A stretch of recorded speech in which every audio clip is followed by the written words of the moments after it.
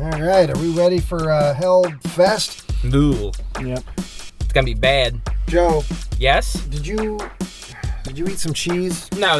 It wasn't like a Monterey Jack situation. Well, I smelled. Well, the thing is, I'm smelling cheese, so I'm hoping that you ate cheese, because if you smell like cheese and it's not because you ate cheese, there's something on you. No, I'm not a smelly person. Do something about it, because we got to go to a different theater. Yeah. So we have a bit of a road trip. I don't want to be smelling the inside of your flesh. I did not hollow out a pumpkin, fuck the pumpkin, and then leave it in my bed for a month, and then you're probably the rotten kind of dude that has some sort of weird masturbatory toy made out of I don't know, a gourd, or perhaps a small pumpkin, and you leave that under your bed, and you continue to do things to it until you get some sort of rot. No! Welcome to the show, Malevolent Matinee, where every screen is filled with dog shit horror films today. Malevolent Matinee, go grab some friends, hop in the van, and watch a new release get flayed. Hellfest! Hellfest! Hellfest! Hellfest! No! Well, other than Tony Todd, the director's name is Gregory Plotkin. Hey Ryan, the Howling's dog shit! What the fuck? What do you think, Joe? Is it be a good movie or not? No, it might be mildly entertaining, I don't know. I'm hoping we get some real heavy gore, maybe some nips. I don't know, but I think this is a good a chance of being pretty nasty, pretty gory. Yeah. I don't know. I've only seen I don't know how many trailers are out, but I've seen one time, and it looked interesting. It looked like there's some setup for some gore. It's rated R, right? Yeah, it is. Oh, okay. I want this to be like the Hostel of Funhouse movies. I mean, there hasn't really been a big gore movie in a while. I don't know what we're seeing. The guy that I was telling you about was in there. Help me, wait!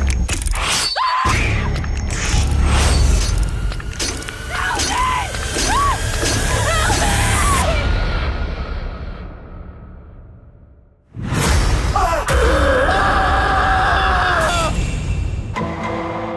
All right, we have just returned back from seeing Hellfest, the first, I guess, Halloween horror movie of the season. First in the franchise.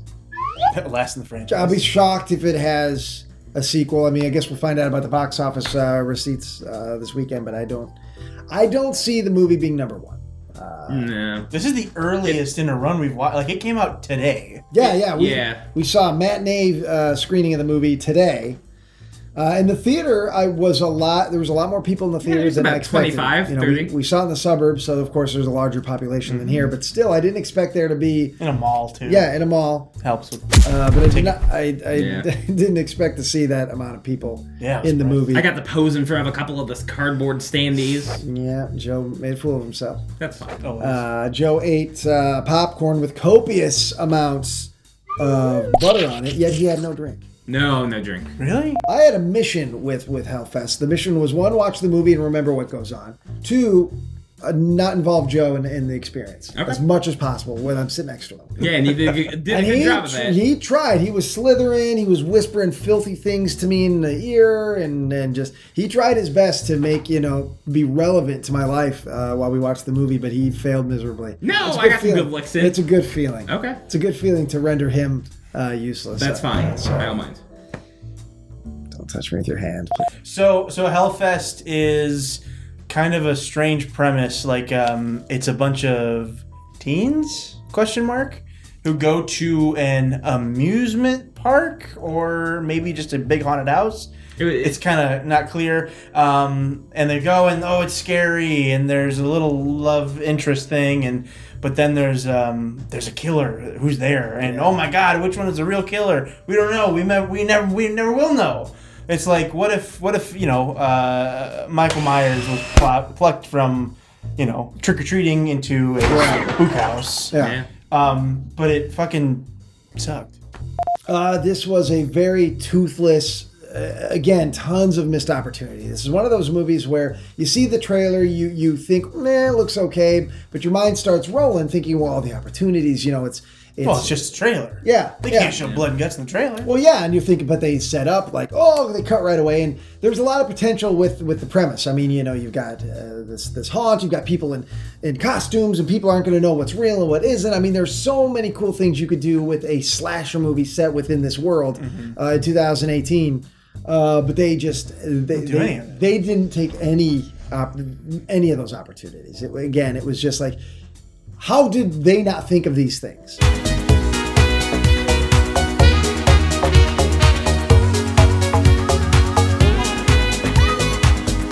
But maybe they did think of those things, and then we're like, nah, let's just do the standard shit.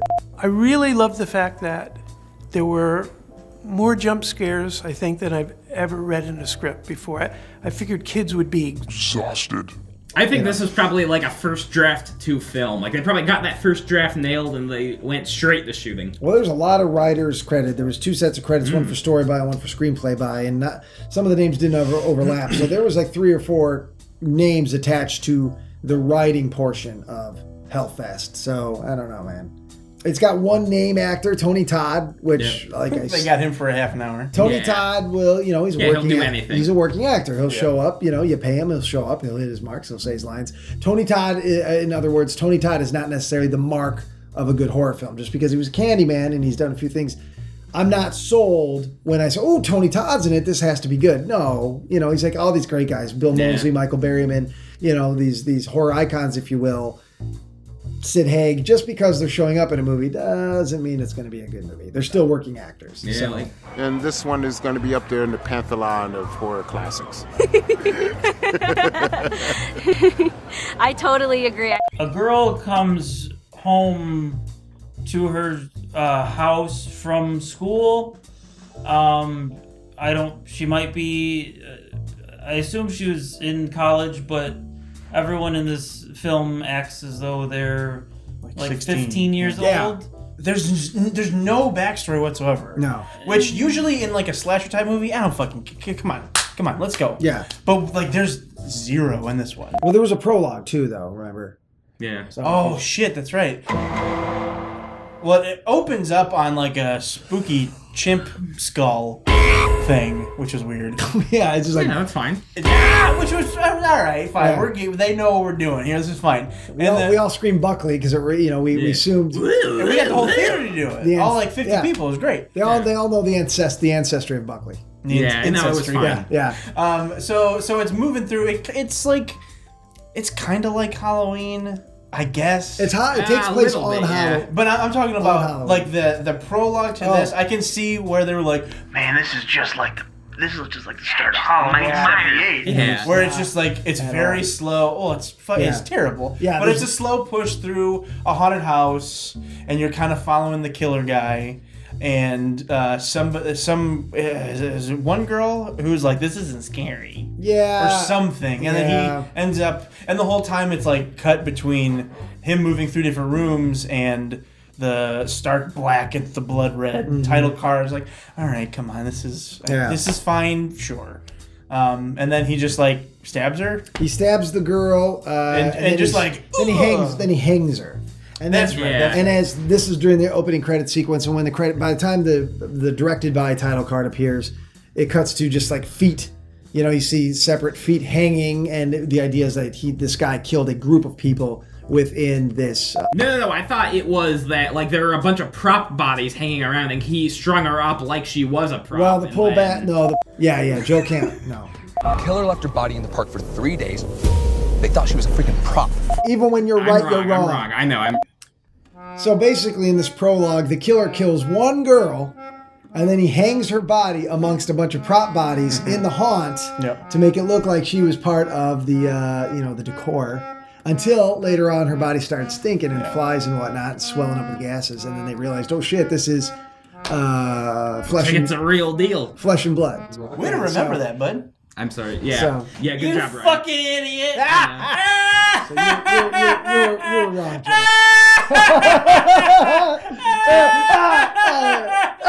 I was just kidding. You fall for it every time. Yeah. And then it opens, with this house and this character, our lead. Her name is Nat. She shows up at a house. Her best friend, Brooke. There's some dialogue about their other friend, Taylor, kind of replacing her. No, Taylor's not replacing me, etc., etc. Please tell me I don't have to hang out with her all weekend. Tonight she's coming, but that's it. And then it's just you and me, promise. It's so real. They're both just really talented. And she was coming. She came home for Halloween because they're going to go to Hellfest, which is this awesome haunt that the tickets sold right away within the first minute. But they've got a connection because this boy Gavin, who likes Nat, Gavin's trying to get a little of the... It's this cool place. It's this cool place where you can go and you can make out and there's no parents because you're 24 years old and you can't go make out at home. Yeah, you can get slushed on and hoop in the street. Yeah. Look at his glasses. He's a cool guy. He knows all the cool makeout spots. I'm fine. Good. I'm glad to hear it. Oh, nice. All right, so so we got our main characters now. We've got Nat, who's back in town for the night for Halloween. Her best friend Brooke, their mutual friend, the spunky and quippy, super fucking irritating Taylor. Taylor's boyfriend Asher, who's I hate that fucking kid. His pectorals are way huge tits. I thought he was chunky. Yeah. No, he's muscular and he's got a tight hoodie on. But this motherfucker spends all of his time doing bench presses because his pecs were just a distraction. And his nipples were very hard. Oh yeah, this movie. And so that, and then Brooke's got a boyfriend who is Brooks. It doesn't fucking matter who he is. And they decide, hey, we're going to Hellfest. It's this awesome big haunt, and they've got tickets. Tickets are sold out, and Gavin is the guy who likes Nat. Who gives a shit? It's not that funny. It's kind of funny. I think it's funny. So they get to Hellfest. Yes, they go to Hellfest and they meet Gavin, the Seth Cohen looking motherfucker. Yeah, Gavin shows up. And he's delightfully pleasant. Yeah, he's just a nice guy. He's fine. It's very subtle product placement. It's done very well. There is a extended 8-minute sequence of him heating up and eating a Marie Callender's chicken pot pie. And he's like, you know what? This, I don't even think they've used any rib meat. Yeah, Brooke tells me I do thank for this. So. Yeah, no problem. Thank you. No problem. No, she said you were coming to town, so I want us to do something fun. Great. Hey, you guys ready? You guys ready? He can't get enough. He was eating on. You might say he's got a problem. Malevolent Matinee is brought to you by Marie Callender's. And I'm like, Marie Callender's, why would they be involved in Hellfest? I've never seen them in a movie. It seems weird that they're dipping their big toe into product placement in modern cinema, that they would go with Hellfest. I mean, hey, low risk, start small. I guess so. And Venom. We are Venom. We are Venom in theaters 2018. It's okay. I got a parasite. Only in theaters. Venom's going to be the only movie that has a line in it that Joe Buckley has legitimately said to a doctor in real life. Oh, I got a parasite. It's okay, I got the parasite. Oh, I got me a parasite. It's like a turd in the wind. I said that before. Hellfest is cool. Not only is Hellfest a cool place, but it's cool in the movie. The thing, if that was a real place, that would be pretty great. I think it is. I think it's a Knott's Berry Farm situation. That's what it looks like. Not just Scary Farm. Yes. I believe is what they call it during seasonal. Seasonally. Yeah. I've worked for them.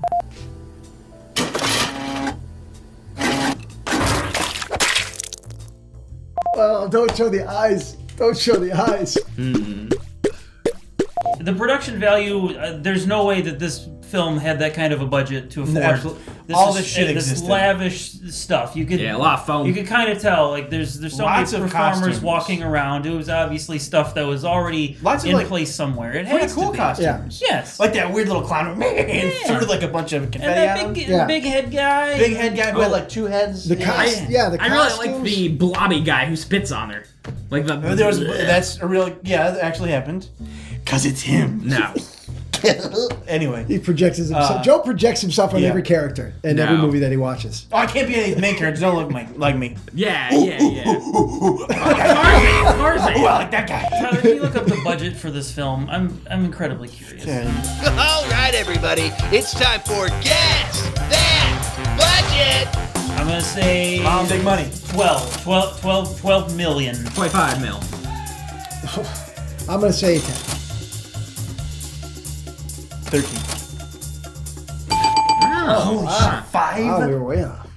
I mean, there's nothing that isn't scenery in this. Are you ready to enter the depths of hell?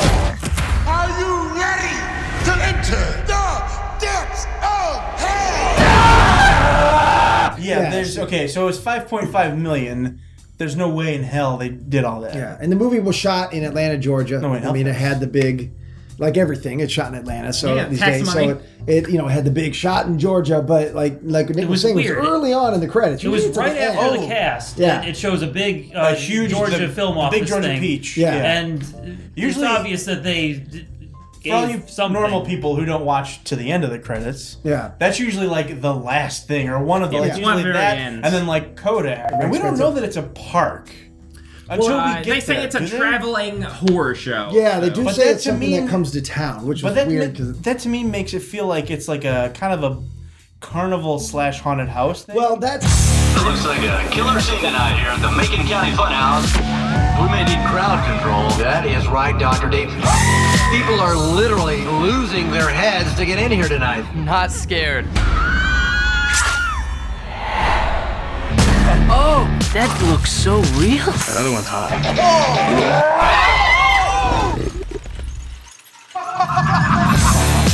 Let me guess, your friend's been murdered at the funhouse. Wow, that was actually pretty realistic. and that's something I wanted to bring up. One of my problems. This is fucking huge. Yeah, one of my problems with the movie. Actually, you bring it up. I mean, it's very reminiscent of the Funhouse, the classic 81 Tobe Hooper film. Tobe Hooper movie, which I, for my money, is the quintessential carnival movie.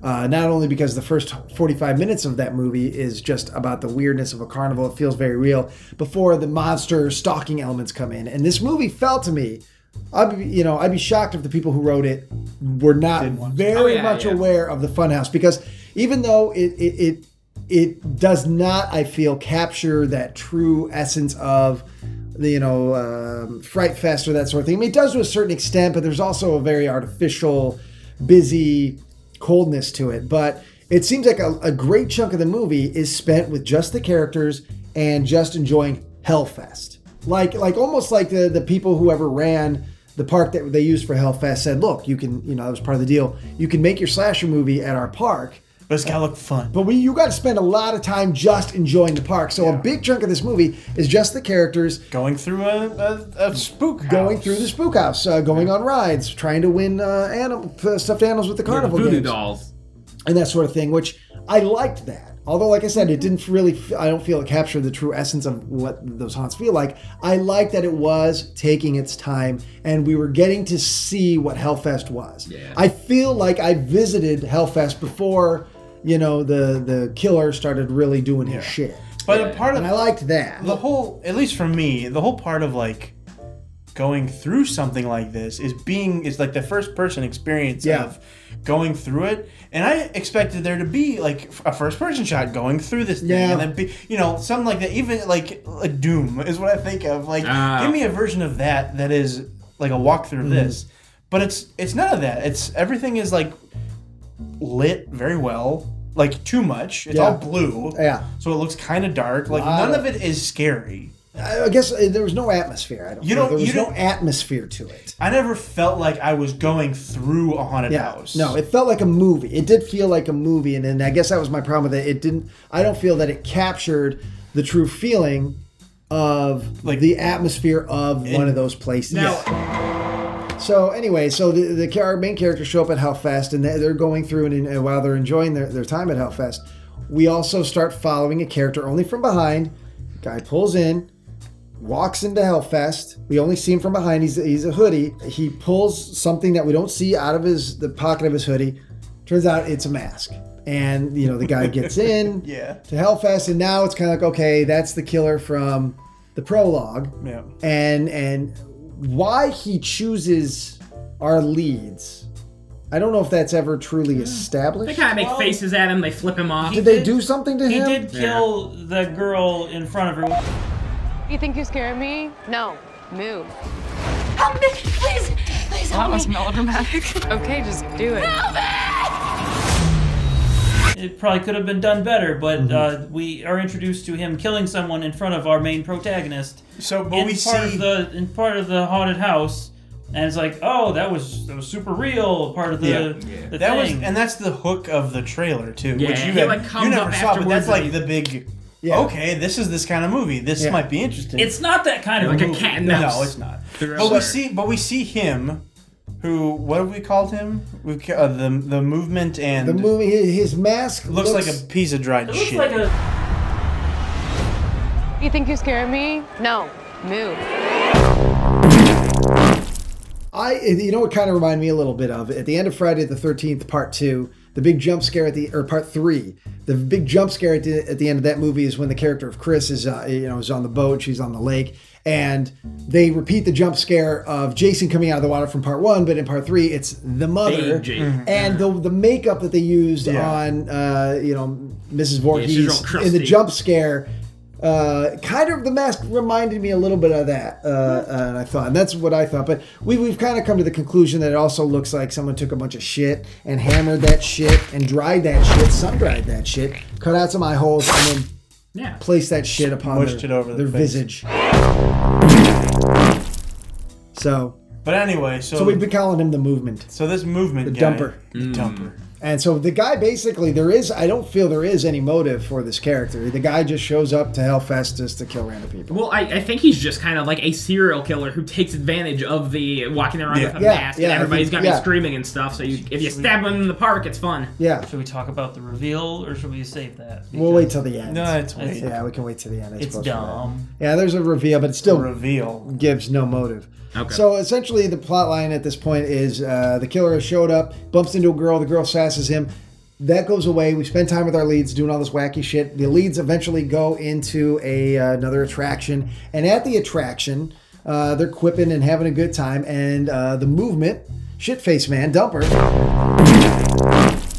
we see him eating a Marie Callender's popcorn. Yeah, and it's weird. So he's just mushing her on. Yeah, because he's just got like a little slit that's cut out. And he just and he didn't plan. I don't think he planned on eating with the mask on, but he got a bit peckish. Dude, take it off. Yeah, and he couldn't do that. He'd reveal his face. Well, he's in like 8 places at once at Hellfest. He's got to carve up. Oh yeah. He ends up killing a girl in front of our leads.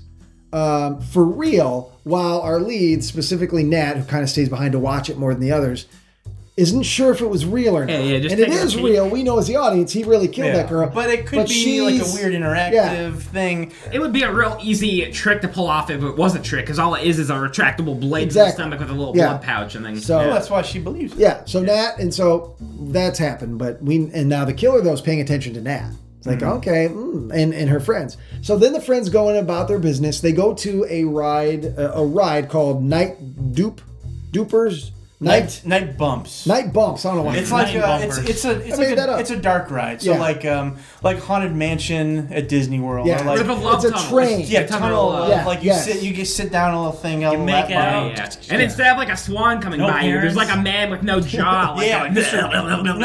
Let fucking Johnny Cool over here explain how sick this is. Look. You're with your honey, all right? You're with your honey. Your main squeeze. And you get in this little two-seater car, and you go down real tight. Down this dark tunnel. You start making out. You go with your faces, and there's no parents. There's no parents around. You're all alone. You got like 4 minutes alone with your honey, and and there's no parents because you're 24 years old, and you go to Hellfest, and there's no one to tell you can't do it because you're finally alone because you're 24 years old. Do you think you could get her off and just her toes? You could.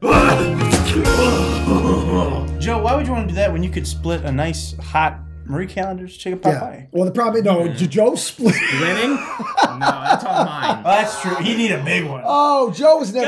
Guys. Joe's never split anything in his life other than his pants. We'll all have one. So part of the thing is they have VIP passes. Welcome to VIP, bitches. VIP, bitches. Yeah, but so they've been hopping to the front of the line, and then this because there's a plot development that decided, oh fuck, how we they got VIP passes? I mean, the VIP line is really long. I don't think the VIP even. So then they're in a line despite. They never really play any of the things they do. The VIP doesn't ever really play into anything. If you want to get on like the big Six Flags, show that Gavin's rich, super duper, you still got to wait in the line even if you're in the VIP. I think it's more to show that Gavin's well-to-do. I think that was the purpose. But when they're waiting in line, he's like, hey, Quinn, I'm gonna go. He's gonna go do something. Yeah. And it turns out he's just trying to go, like, buy one of the little stuffed animals. For Nat. Yeah, because he was not able to win a stuffed animal at any of the carnival games there. So he's like, well, you guys wait in line because he thinks it's going to be a long enough wait. He's going to run real quick, bribe the kid at the game to give him one of the stuffed animals. He didn't offer no money. Well, lose my job. He goes to do that. It doesn't work. So then he overhears some employees in a back room say, hey, this is where conveniently, oh, we got plenty of more stuffed snakes. You got more of those zombie toys in there? Any more alpaca butts back there? Hey, Butler, go grab the plush in the back. We got plenty of these bobblehead Joe Buckley dolls back here. Nobody wants those. No. I'm just shitting at him. Yeah. Gavin goes and he's in this weird like dugout. Yeah, it looks like a baseball dugout. It's a locker room. Yeah, it's a locker room. You know, like they have it in the middle of nowhere. Disney World. Yeah, there's Six Flags. Yeah. Where they keep all the prizes in the employees' locker room. Yeah, Oh, God, we jumped ahead. Okay, so, however, before that happens, when they're still doing their shenanigans, post seeing the movement kill the girl where they think it's fake, Gavin and Nat go into a photo booth where you put the quarters in, you get the little ones, and while they're doing that, they start making out. And I will say this: the scene where they're sitting there and kind of flirting, and they move in for the kiss. It's incredibly realistic. It felt very authentic to all of us that have had a first kiss. So you know, 4 of us, most of us now. Joe's still pure. We're still pulling for him. And he's going to find that hog one day. Oh, and let me tell you, I'm going to grease up that pig. It might literally be a hog. On that but their scene where I thought this was a positive of this movie, the scene where they kind of get together from an acting point of view and end up making out looked very real. So as they're making out, the photo booth gets the pictures out. They come out of the photo booth, they meet up with their friends again, there's a lot of jibber jabber. Well, the movement walks by because he's kind of spying. Jerk material. Yeah, he steals the photographs of them making out, and Brooke sees that, and she gets real upset by this. Takes off her fake ears. Yeah, takes off because she's been wearing cat ears. You know that's gonna. Yeah, she's got real cat ears. Well, when you take off your cat ears, that means business. She takes off her cat ears. She's loaded for bear. She goes running after the movement. Really not necessary to be this hardcore about getting those pictures back. She ends up kind of following the movement into a scary area where she's alone and you think he's going to kill her. She gets freaked out. She ends up saying, fuck this shit, and he starts humming. Leaves. Yeah, and that is a very unimportant part of this, is that sometimes, not all the time, but sometimes the movement hums when he's getting ready to do some violence.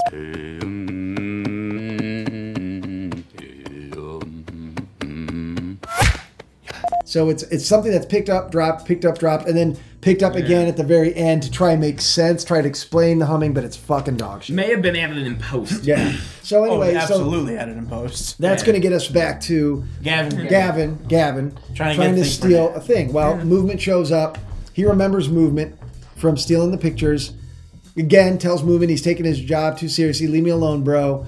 They start getting physical. There's a tussle. A very funny scene. The Movement just does the old trip, the old sweep the leg. Well, he's using this big giant cartoon style mallet. Like you would do if you were doing that game where you hit the thing and in the 50. One of those big cartoon mallets. And he gets...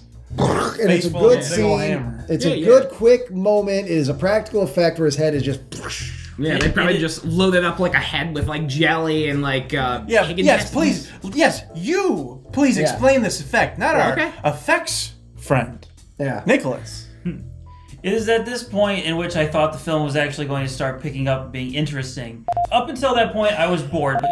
Practical gore, it was neat, you know. He's swaying the hammer down, bing, you know. And, you know, I kind of thought the rest of the film was going to be filled with these these interesting kills, and it was going to be, you know, a good time, and maybe that the setup was intentionally kind of boring and dry, and maybe that it was just a vehicle for these interesting kills. I was wrong. It got much more dull after that point. That's probably the peak. Marie Callender's, good for the family, good for the soul. Gavin's head is crushed. That's the end of Gavin. We never see Gavin again. However, the movement ends up picking up Gavin's cell phone. And so Gavin hasn't showed up. Nat's like, well, and everybody gets on the ride. They get on the Tunnel of Love ride. And Nat's like, well, I guess I got to get on my... Yeah. And she's texting with Gavin, who she thinks is Gavin. We know is the movement. And so he's like, I'll be there soon. I've got a surprise for you. So eventually the ride... Oh, yes. The ride he's got a surprise for her. So the ride goes through its things, and there's scary things, and the other friends are making out and talking sexually, and Nat's kind of by herself. And she's kind of... Dry humping. She's single rider. She's kind of disturbed and perturbed by all this. And eventually the ride kind of breaks down. And then she's sitting there, and she's like, can't get out because they've got the electronic lap belts. Yep. Then here, who comes sauntering in, sexy as the day is long. The movement. Movement comes in. There's some creepy moments where he's staring at her. She's staring back at him. He's staring at her. She's staring back at him. Where he's staring at her. She's staring back at him. He's staring at her. She's staring back at him. Well, what happens is eventually the ride starts back up again. She comes back out. The movement is sitting on the ride. And then he kind of gets up and helps her out, and he didn't do anything. So she's still kind of like, this place is weird, but that wasn't the actual killer. There's a bunch of people in masks like that. Well, the killer, yes, it is the killer at first. Now, maybe that's not the killer sitting on there, but that was the movement when he comes walking in and stares at her. That is the movement. Yeah. So, God, this is exhausting.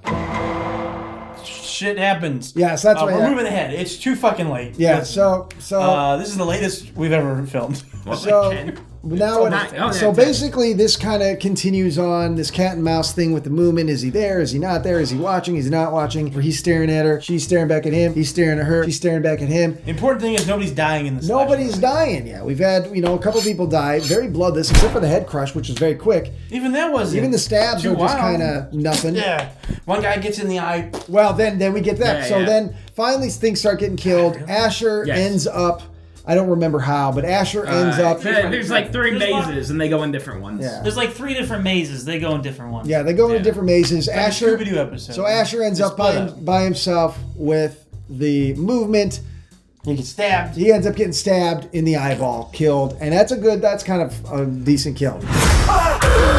Yeah, I like bloody eyes. For what the could have been grosser. Yeah, for what the movie has at that point. Yeah, I was like, Yeah. E. And I know eyeballs. There's an interlude where the girls decide they have to take shit. Well, no, she gets the green goo on her, and she has to go clean. All right, never mind. So they get out of some attraction, and this big Joe-looking monster comes up and barfs. Brooke says, "Oh, come on, let's go to the bathroom and we'll wash you off." So they go to the bathroom and wash her off, and there's, "Oh my God, I love you. I'm so glad you're back. Yeah. We gotta go to Spain." Yeah. Oh, so Natalie apparently is super flaky, just like golden flaky crust made from scratch, from Marie Callender's.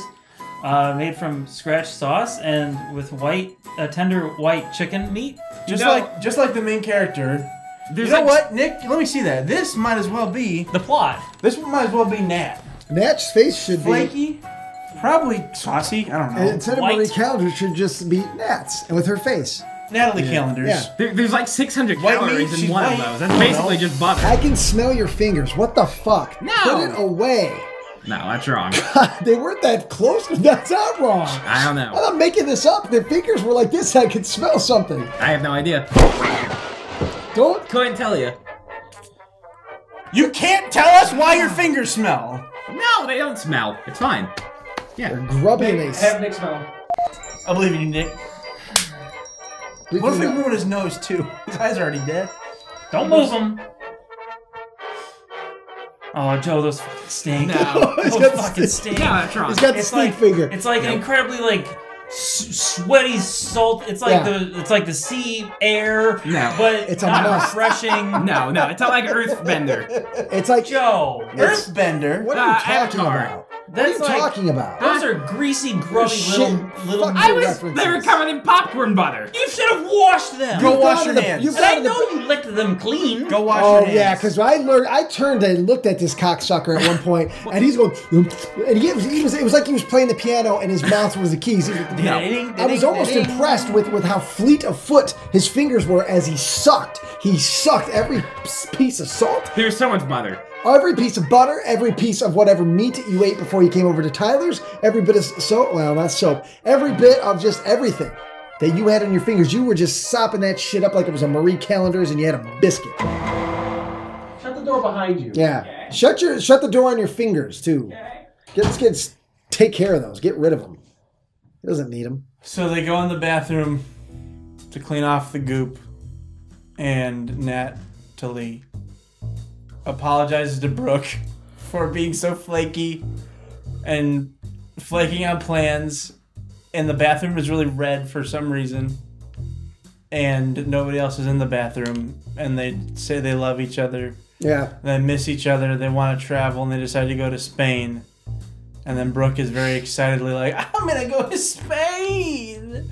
And then Nat goes in front of a very high air dryer, like a hand dryer, and the movement comes in and is like, You've been replaced. You've been replaced. No, You've been replaced. Thing. You stand behind this chair with your back to us. You've contributed nothing. And then he's gone. And then she decides to go take a shit. And I'm not. This isn't a goof. Like, she goes and she takes a shit. Yeah. I think the jury's out on the dumping thing. I didn't see it. I did not see a poop. I did not see a poop. So this scene, she's texting Gavin, and she is getting responses, meaning it's the movement. She fucking whoop whoop. Women this, wipes her ass. I think women do things different. I don't know. I can't speak for them, but Nick, all I'm saying is when she got up and we saw her look at that toilet, there was an out of focus brown. There was some being. There's plausible deniability that there was a poop. What else can it be, Nick? So here's my consensus on the whole toilet situation. She shit. She definitely sits down. We get a really weird angle from like down here. We get almost like an up we get an angle. Hear her. There's an angle. There's a camera here, looking up at her. She's like, there's also one, Gavin, up here, straight down. Yeah. And that's when we see her stand up, and right there, everybody's looking there. Why wouldn't you? If there is no shit, you must have quit. Shut up. Anyway, but here's the thing. I yell at Joe. I don't want to start yelling at you, Nick. Here's the thing. When she does stand up, okay, she committed a brown crime. I can't say for certain. I'm with Nick. I can't say for certain that there was taking a lot of dumps in my day. Number 2 What can I say? In that toilet. There could have been a second pooper. Yes, but there's some color. Well, hey now. There is some color, and there is definitely some sewage. Let me just. So I don't know if it was some PV mixed in with the paper. I'm not totally sure, but I'll tell you this: the production designer did put something in that toilet, and that kind of attention to detail is appalling to me. I'm tired of it. Okay, here's my thing. If you're gonna have people shitting and pissing in a movie, it better be for comedic effect. It either be Dumb and Dumber, or it's something funny. In a serious moment, I don't want to see a character sit down and go to the bathroom. There's something about it. I don't think it's necessary, and it sure is fucking shit. Don't think we need to see fucking shit in a toilet or pee or anything like that. I don't like it. I don't see the point of it. It's world building, right? Well. That part of the world doesn't need to be built. It's already there. It's got firm foundation. And if there's people want shit for millions of years, Nick. And if there's going to be pee-pee and poo-poo, I don't want it to be from the beautiful lead. Let's just not brush it under the rug. People do it. They do. Everybody poops. She escapes her stinky prison and goes to get a security guard. He was a very convincing character actor. 2 of our friends are missing. No, 2 of your friends are somewhere in the park drunks. He was great. I believed him. I thought he was fat and grumpy. He was a security guard. He's like, what do you want me to do? It's Hellfest. Yeah. He's like, he's like, He has a very good point. He's like, you come to Hellfest to get scared, you got scared. You know, so... Yeah. So anyway, so they do try to inform that something fucked up is going on here. Friends are missing. I was just almost attacked in the bathroom. This is beyond what's going on here. So they do finally reach out to a security guard, and he just blows the whole thing off. So they're kind of on their own now at this point. So then they go... Yeah, the guillotine scene. So then there's the... I went to the bathroom, opening ceremony of Hellfest, but this happens long into the night, where Tony Todd shows up. He's like weird clown makeup. He looks like fucking Baron Samedi from Live and Let Die. Yes. I was just saying he was doing some sort of like... That's all I could see was that he's Baron Samedi and Live and Let Die, James Bond movie. Yeah. Roger Moore's first. So then... You stay like this for a while. Yeah, okay, like a parrot? Yeah. You look like an execution. Good. So... I was executing my appetite. Part of the whole, like, we've got to get their monsters out of their, I don't know, fucking caves. I don't know. We got to spill the blood of a virgin. And so fucking... What the hell's her name? Taylor... Quippy. Yeah, Quip Queen. Quipmeister. What the fuck her name is. Keep your hands off the hood. I like touching things. Put your hands on your lap. Taylor, I swear to God, Joe. Tuck your thumbs up into your thing like an old-timey guy. Do this. This? Look at... Tuck him in like this, like an old-timey guy. What am I doing with my life? Is anybody even gonna watch this? This movie's fucking dog shit. There's no way anybody's gonna watch this. And I'm back. Joe, just sit there quietly until we're done, please. Back to sleep. I'm so tired, Joe.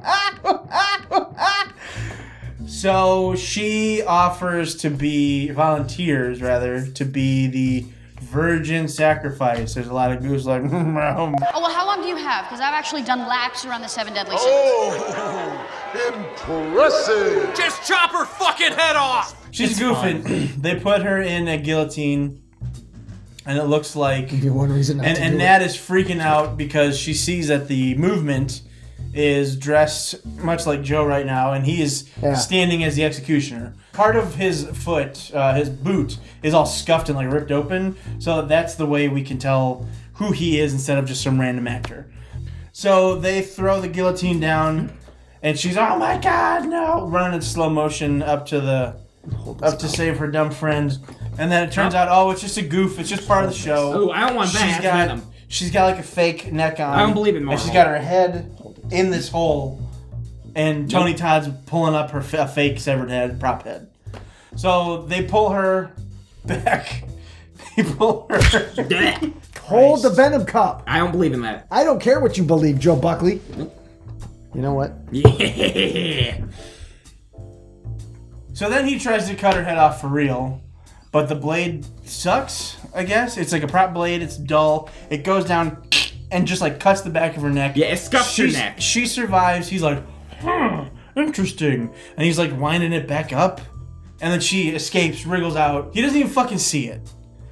This is another missed opportunity in the film. I think it would have been more interesting if they had actually cut off this girl's head in front of the entire crowd, leading the crowd to panic and disperse, leaving, so that we establish that in the scene to follow that there is no one in the park. Everyone's run away. The leads are all alone. I think that would have been a little more interesting than what we got. This convoluted, cut your head off, try it again, you're gone. What actually ends up doing this girl and her nameless man in is they just get stabbed. Oh, they just get stabbed. I don't know, something. Either way, something's happening.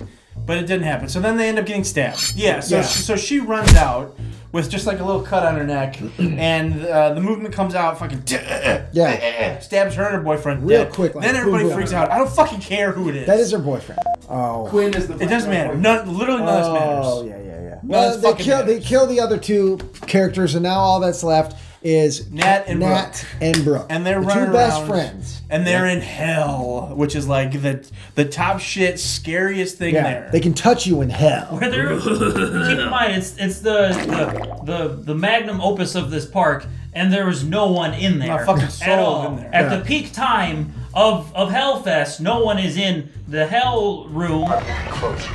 He's fine. I think this is an exit. I think this is an exit. God damn it! Earlier in the movie, they established that mask that the guy's wearing, there's a group of other actors, like spook actors, who are also wearing the same mask. So then there's very briefly a like, oh, which one is it? Oh, is it that one or is it that one? And then during the insanity after the two characters get shanked, the security guys run and knock the movement down. And like, oh, great. The movie's over. Excellent. We can fucking go home. They rip his mask off. Yet. It's just some fucking guy like that. Never mind. And then they pan down to the shoes, and he's got different shoes on. So, oh, it's not him. That's just an actor. And then they go into the hell maze, I'm gonna let you have a little where bit. Nat thank you. notices that there are like trip wires that basically like once you pass through that triggers the next room. Yeah. So that makes the go like ah, and like the lights flash and shit. So they decide, okay, let's step over them. So he won't be able to hear us. Yeah. So we can kind of sneak, and then there's a closet right here for some reason. I mean, the actors in the funhouse have to have a place to like wash their hands and well, piss right. and stuff. There's like in between the walls of these fun mazes is where they actually like hide, and there's like a little system of tunnels through there. So they're hiding in there. Get to see Mallory. See how that works? Oh, it's like Martyrs. When you contribute good things, you get to see a little bit. He's never seen. He's never watched Martyrs. It's good. No. You've never seen it. Yeah, they hide from him. They do until they don't. There's a cat and mouse thing. You've seen it all before, and eventually he gets the shit knocked out of him. There's a couple of hero moments. There's some stabbing. Eventually, the cops come in. They believe what's going on. They're to the rescue, but the body's gone. You see just like Halloween. Just like Halloween. Yeah. Where Nat gets him with it's some weapon. I don't know. He's bleeding. He's knocked out. Cops come in, and they pan down. You see, that's where he was, but he's not there anymore. And then they're like all huddled up like there, and this tiny little boy dressed in a cop's uniform comes up. You never see his face. Hey guys, and it's a woman's voice. He's like, Lollipop Guild. It was like a child. It was like I'm afraid we couldn't find him. Well, he seems to be lost. We couldn't find the movement, but we'll be on the lookout. In the meantime, you girls have been through a lot. Go home and get some rest, and we'll give you 2-for-1 coupon for Hellfest next year. Your friends are dead. All right, Joe. Why don't you explain what you just caused? I'm very, very sorry, folks at home, and to Tyler Am. I may have been downloading some stuff on his computer, and there was a software crash eventually, so we lost about the last 10 minutes of audio. We had finished. We were done. We were finished. Yes. That's practically out the door. And then we realized that it was missing, so we got to do it again. We got to do the recap of the ending again, so I'm going to defer to Trevor here. So I don't know what more to say. So we fade up on a suburban home, and the movement gets out of his car, minivan, whatever, walks into his garage, opens up a cabinet, which is locked, unlocks it, opens up the cabinet. There's a bunch of masks. There's a mask from the Twilight Zone episode, Eye of the Beholder. Eye of the Beholder. There's like a devil mask, a pig mask, a couple of goofy masks. He takes his shit face movement mask, hangs it up, takes out of his pocket the photo booth pictures. Yeah, that he stole earlier. Slaps that down. What's her ass? Shuts it. Locks it up. Marches into the house. Starts humming his fucking lullaby. Yep, no. Zibbity bibbity bop. Yep, fucking he walks on.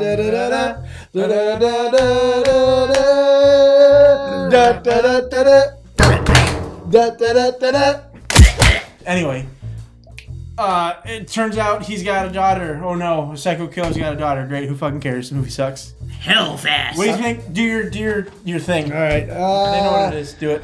Scale between malevolent and benevolent. What do you rate it, Joe Buck? I think I'm going to be slightly more positive than you guys. It's definitely malevolent, but I was happy because it wasn't a sequel, remake, or in a universe. Yeah, it doesn't take place in any known universe. But it was still really bad, and I would give it a malevolent. Pan to me. Malevolent.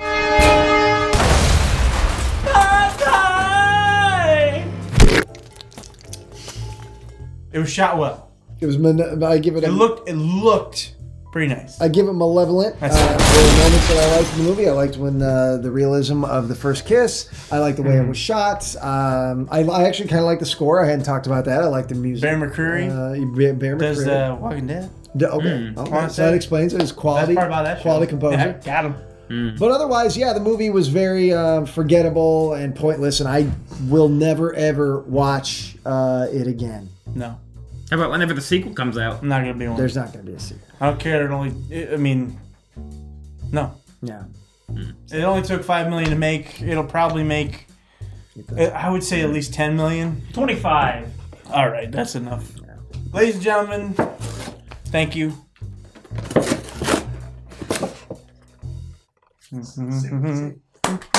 Da da da da da da da da da da da.